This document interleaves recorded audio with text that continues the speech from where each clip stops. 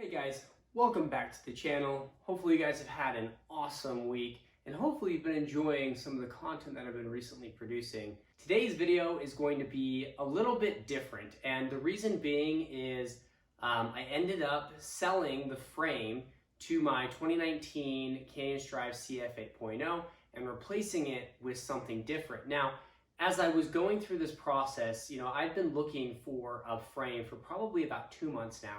And I learned a lot of different things as I was going through this process that I thought might be interesting to share with you guys. With everything that's happening in the world with COVID-19, it's having a major effect on supply and demand, especially in the cycling realm. So one of the things that I immediately noticed is, and I'm not usually one to buy something brand new. I usually buy things secondhand, but I noticed that a lot of the bike manufacturers we're actually out of stock of a lot of different stuff, whether that be the frame set or a complete bike. They just don't have a lot of stock right now. Now, in the coming months, as the new 2021 stuff comes in, that may all change, but at the time of this video and when I was looking, there just wasn't a ton of options. And so my mind got thinking about you guys and how I could be of value to you, as maybe you guys are looking to upgrade your bike without dropping a lot of money and you're wanting to do it kind of quickly. The problem that you're gonna face right now is there's not a lot of parts. And so that's one of the things that I face. So because of that, I decided to sell my frame and buy a new frame and just part swap everything over to the new bike. Now, to a lot of people, that may seem like a super daunting task. Honestly, it's not hard to transfer your parts from one bike to another with a little bit of knowledge on where to find information and how to source it. And then just a little bit of mechanical knowledge with your bike. You guys at home can do a lot of this stuff. Now, the next video that I'll be producing is going to be a video on the bike build. I am sure that you guys have seen tons of bike build videos on YouTube. Don't worry, I am not going to do a bike build video where you have the slow classical music and you've got the beauty shots. Honestly, I'm just going to do a time lapse because I want to get this thing built. I want to be able to go ride it, and I don't want to have to spend the time or get somebody else to help film as I'm doing this. So let's jump right into the video and go over a couple of things. All right, so let's say that you're considering maybe swapping your bike. You really have two options here. The option A is you can sell your bike as a complete and buy a complete new bike. Or the option B, and this is the route that I went down, is you can buy a frame, so sell your frame, keep your parts, and swap those parts over to a new frame. Now, if you're gonna actually be doing this, there's a couple of things you need to know, and that's what I wanna go over today. So first and foremost, we need to talk about some buying options that you have. Now, obviously, if the manufacturer makes a frame set available on their website or a complete bike, and if they're in stock, then that's a great route to go. For me, in these last 2 months, I didn't wanna pay the full price of buying something off a manufacturer's website. Now, quick disclaimer here, if you buy something used, I've never actually come across a bike company that honors warranty if you're the second owner of the bike. So just be aware that you may be giving up all of your warranty rights if you do go used. So that's a huge benefit of buying new, but whatever suits your guys' style, that's great, right? So you can buy off the manufacturer's website. The next place that I would check if you're looking for used is your local classifieds. Here in Utah, we have something called KSL Classifieds. It's very similar to a Craigslist, but just uses a separate app platform that I've done a lot of business off of, made a lot of good relationships and friends off of just simply buying and selling bike parts here locally in Utah. For me, that wasn't really an option because there really wasn't a whole ton of supply of the frames that I really wanted to look at on my local classifieds. So that wasn't going to be an option for me. One other option, if you're not doing Craigslist, is Facebook Marketplace. I've had some luck on Facebook Marketplace being able to source some parts and stuff, so make sure you check that out. If you're not going to go manufacturer and your local classifieds aren't working out for you, then your next option really is to move online. eBay is probably my suggestion, the next best option. The reason behind that is eBay offers a lot of buyer protection. So if the frame comes and it's not in the condition that you expected it, it's going to be a long and kind of difficult process, but you've got at least some protection there to back you up. One of the reasons that I don't shop a whole ton on eBay is the stuff on eBay tends to be a higher price than everywhere else. Reason being is that eBay charges a 10% fee on most of their accounts if you're going to do some sort of selling. So a lot of the sellers that sell stuff on eBay are trying to make up for that 10% fee, and they kind of push that into the price, and a lot of them are going to charge shipping, and I give that to you for free. So last but not least, this is probably one of my favorite sites, and one of the sites that I direct most people to that come to me asking, where should I look for my next bike or my next frame or parts? And that's going to be pinkbike.com. If you're not familiar with Pinkbike, Pinkbike is kind of this massive website that has a ton of like biker forums and all sorts of stuff, but it also has a section for classifieds. I think that it's important that we talk about some do's and some don'ts when talking to people who are selling their products on Pinkbike. I've done quite a bit of business on Pinkbike, whether that's selling bikes as completes, frames, or parts, and I've kind of hit the big spectrum of all sorts of different people reaching out to me and wanting to buy my stuff. So let's start with the don'ts. Don't number one is don't submit a lowball offer. Don't send a lowball offer to somebody. Generally speaking, people are pricing stuff pretty fair on Pinkbike. And if you're more than a couple $100s off, my limit is at $2,000. If I'm off by about $300 or $400, I'm gonna just move on to the next item because that's a pretty low offer for something that's probably valued higher than what I value at, and it's probably not gonna be the right fit for me. Now, as always, you're always welcome to send offers however you'd like to the people, but just be aware that it's just kind of rude to send a lowball offer, and it's a waste of your time, it's a waste of the seller's time, so let's just not do it. Point number two of the don'ts is don't ask the seller for specific details in terms of anything that you could find out from a Google search. Now, this may seem a little bit counterintuitive, but I had an experience where I relied on the seller's knowledge of a specific bike frame in order to purchase it from him.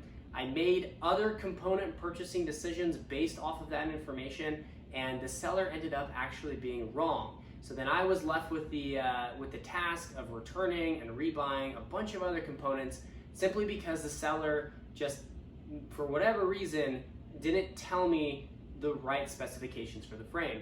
Now, I'm gonna go into a lot of detail on how to see the specs of any frame or any bike that you're thinking about buying, as well as your own, to kind of compare the two.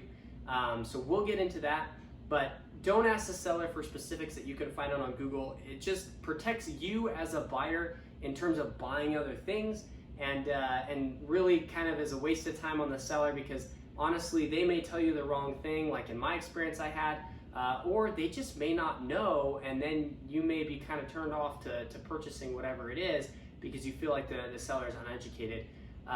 Generally speaking, that's not the case. A lot of these sellers know what they're talking about, but just to be safe, if you can find it on Google, don't ask the seller the question.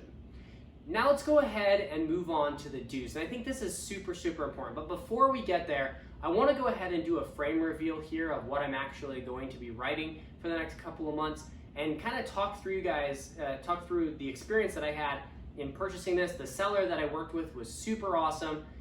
He was a super nice guy, super stoked to get to know him a little bit. And ultimately, very, very happy with the frame. So let's go ahead, let me grab the box. We'll do a little bit of an unveil here, and we'll call it good. All right, so we're gonna go ahead and push this into frame. Check to make sure. All right, you guys can see it. So I know I did not end up going with a common sol. I went with a different bike choice. All right, guys, here it is. If you're not familiar with this company, I'm actually really excited to do a review on this. This is the 2019 YT Jeffsy in the Pro Race version. Now, a lot of the YTs, I'm definitely no expert in the YT brand, but the Pro Race gets you this float DPX2 in the back. You get a full carbon frame, all sorts of fun little bits if you're buying the complete bike. I ended up just buying the frame set. Why did I go with this frame set? You know, we'll get into a lot of those details a little bit later on when I do the build video and kind of the reasons behind it. Mostly, I wanted a bike that had a little bit better climbing capabilities. Ultimately, I was going for a little bit shorter travel, but I actually think I'm going to do something quite interesting with this bike, as I think that this bike is actually a really great competitor to the Canyon Strive CF 8.0. So I'm actually going to be doing a video in which I throw my 160 millimeter Fox 36 factory onto this. This bike is a 150 mil travel in the back, and it's supposed to be a 150 mil travel up front. Some other notable things that I really paid attention to: 470 reach for the size large, and a 77 degree seat tube angle in the low position, and 77.5 in the high position. This has a flip chip that you can change the geometry ever so slightly. So those numbers right there were super convincing to me. I picked this up for a great deal on Pinkbike, and let's talk a little bit about how I searched for bikes and how I talked with the seller specifically about this one. Now, it can always be a little bit nerve-wracking to buy a used component that you can't go and see, and really the way to kind of calm all those fears is to just ask the right questions and be super direct with the seller. If you guys ever get a vibe from a seller like they're hiding something, or they're just not being transparent with you, and they're not really kind of quick to respond and everything, in my experience, leave that seller behind, let somebody else deal with that problem, and find a seller that's willing to communicate with you, that's willing to work with you, and ultimately help you to make the best purchase decision possible. As a seller, I've always been motivated to sell my stuff, and I generally get back to people really, really fast. I ask them if they have any questions, all sorts of stuff. So let's talk about a couple of do's in terms of buying something off of Pinkbike. The first is do your homework. Make sure that you know what you want so that you can specify your search parameters on Pinkbike and save the search so that you can constantly be looking for that same thing. Sometimes in the past, what I found myself doing is I don't save the search and I'm just kind of browsing everything, and ultimately I find something that I'm pretty happy with, but probably if I would have waited maybe a week or two, found something a little bit more decent for my needs. So do make sure that you know what you want, save the search on Pinkbike, and keep checking it. Now, once you found something that you are interested in purchasing, like I was with this frame, I always like to just either message the seller on Pinkbike, or if they have their phone number listed, I like to give them a quick message and just ask them if it's still available, and kind of start the conversation off like that. Generally what I'll do is ask them a couple of questions. One of the things that I immediately ask them is if the pictures really aren't that great on Pinkbike, I'll ask them to actually send the images to my phone. And the reason I do that is because I can zoom in on the images in my phone and they're really, really clear, so I can check the condition of the entire frame set or the bike before actually going to the seller. Now, the reason that I do this is because I want to be very considerate of the seller's time, and I want to be very specific in terms of what I'm talking to them about. And the only way to do that is to get enough angles of the bike to be able to make that conversation happen. So if the Pinkbike ad doesn't have that many photos, or they're just really a low resolution and you're not comfortable looking at those or zooming in on them on your desktop or even on your phone or your tablet, ask the seller to send more photos. Generally speaking, they're more than willing to do so. So once I got photos of this, and the seller was super great about sending those to me, honestly, I think that the next do is just give them a call. It may sound like super weird to not text them all of this stuff, but I have found that all of the transactions that I've done by doing a phone call, one, I get a lot more information out of the seller, and then two, generally speaking, you can actually get a better deal because it's just kind of a fact of life. It's harder to say no to somebody while they're on the phone rather than a quick no in a text. So you may be actually able to score a better price if you get on the phone with them. The next thing is, once I've got that seller on the phone, immediately what I ask them is just kind of, hey, where do you live? What kind of trails do you ride? What are the weather conditions? And the reason that I ask that is because that's going to tell me how the bike has been worn. So for example, if it's always wet and mucky, then you can expect that a lot of these bearings or the seals probably are pretty worn down, and you're gonna need to service those. So that's why that question is super important.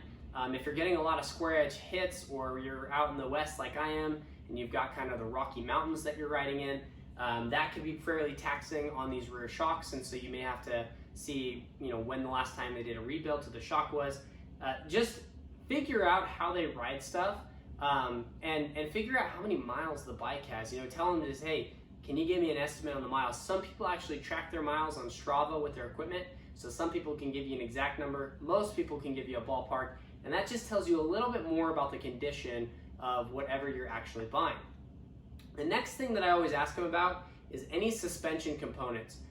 So be very pointed about this and say, hey, when was the last time you serviced your suspension? Most suspension should be serviced at a minimum once per year.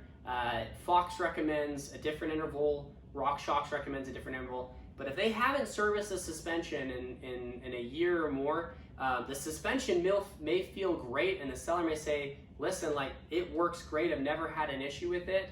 But you probably want to come back and say, listen, I'm going to have to service that shock just to make sure that everything looks good on the inside, just because you haven't done that. Again, that can be another negotiating point. If you call your local bike shop, they can generally give you an estimate on how much it is to service a shock. For my particular bike shop, it's anywhere between $75 to $100, depending on the type of shock and the service that you want to be done to it. So keep that in mind.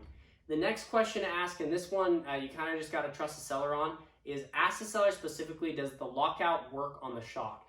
That's an important question, because if the lockout doesn't work and if it doesn't firm up the shock, it means that there's something going on the inside that you're going to have to take care of later on. And it likely indicates a problem with the shock, which could be either complete failure or you're just going to have to do some minor repairs to it in the future. So if you do have that compression lever on there, ask them if it locks out fully, and that'll give you, again, a good indication. Now, of course, on anything on Pinkbike, is coming with no warranty. If you're not the original purchaser of most bike parts, you're not going to get a warranty through any one of the manufacturers. So don't expect that at all. If this is something that you're going to be doing, if you're not comfortable with that, just go to the manufacturer website and buy new so that you don't have to worry about it. The next thing that I like to ask the seller is, what else is included? What else do you have for the bike? In the case of this, the YTs, they use this cool, it's a water bottle mount. It's called lid lock, or Fidlock, I believe it's what it's called. And Fidlock is a specific system that makes it so that the water bottle actually clips into this. Now, of course, I don't want somebody else's used water bottle. And so when I asked the guy this question, he said, you know what, I actually have a brand new unopened water bottle that I can throw in. A lot of times people will have spare derailleur hangers, which is good because these things get bent, especially in shipping. And if you're trying to do a derailleur adjustment and this thing is bent, it's a nightmare to try to get that right. You'll have to bend it back and all sorts of stuff, or you may have to replace it. So the guy actually had an extra derailleur hanger as well. And then any little bits that belong to the bike. So for example, bottom brackets are fairly specific to the bikes. Any volume reducers for the shocks, if they don't have a need for them. Anything that you can get with the bike is just going to make your purchase be that much more worth it to you. So in the end, I actually ended up getting quite a bit of stuff with this particular bike, which I was super happy about. Bearing sets, sometimes people have spare bearing sets around, but just ask them if they have anything extra. Now, once you feel comfortable with the condition of the bike and you've asked all the appropriate questions to make sure that you're comfortable purchasing the bike, then you can start to talk about price. Now, you may have brought price up in the text messaging prior to speaking with the seller. I would bring it up again and just say, hey, this is what we discussed. Is that the best that you can do? Everybody has their number in their head of what they want to get out of the bike. You have, as a buyer, a number that you want to put into the bike, and really negotiation is just making those two things match up together. So once you've got all the pricing figured out, you've got all the shipping information figured out, this is a personal preference. I like to stay on the phone with them, get them the payment over the phone to make sure that they receive it, and then confirm any shipping details that you need to. So a lot of people will ship this stuff via Bike Flights. Bike Flights does have additional insurance that you can purchase. I think it's $6 per $500. So for this one, it was $24 to insure $2,000 on the frame, which is about what this frame is worth. I've never had an issue sending a bike to somebody or receiving it, but having that insurance just in case something were to happen is super helpful. So I'd highly recommend adding on insurance if the seller is not going to pay for it themselves. that's kind of my tips in terms of, you know, talking to the seller and getting all the information out of them that you can so that you can really ultimately make an educated guess. So the next question that I think a lot of people have is, well, how do I know if the stuff that I've got right now will actually fit this bike? And there's an excellent website.